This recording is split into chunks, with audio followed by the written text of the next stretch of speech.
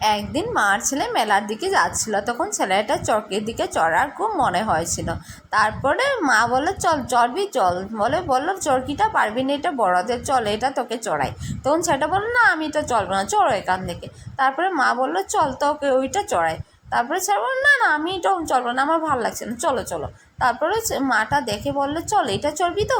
তখন ছেলেটা বললো না আমি তো চলবোই না, চলো তুমি এখান থেকে, বলে দাঁড়িয়ে মাটা দাঁড়িয়ে বলবো চলবিটা কি, তুই কিছু চলছিস না। তারপরে ছেলেটা মার হাত টেনে টেনে নিয়ে যাচ্ছে, বলছে চলো আমি চলবো একটা, তুমি দেখো আগে। তবে মাটা ভয়ে ভয়ে ওর সাথে সাথে গেল। তার আসলে কি এটা বড় চরকির উপরে উঠিয়ে দিল। মা ভীষণ ভয় পায় বড় চরকি। তারপরে ছেলেটা তো খুব এনজয় করতেছে, বড় চরকি যেই উপরে উঠলো মাটা ভয়ে বললো বাপরে কী যে হবে আজকে, আমি কি করবার। ছেলেটা খুব এনজয় করছে, বাহ মা খুব মজা খুব মজা। তারপরে চড়া হয়ে গেল, ওরা নামলো। তারপরে মাটা নেমে বললো বাপরে আজকে বেঁচে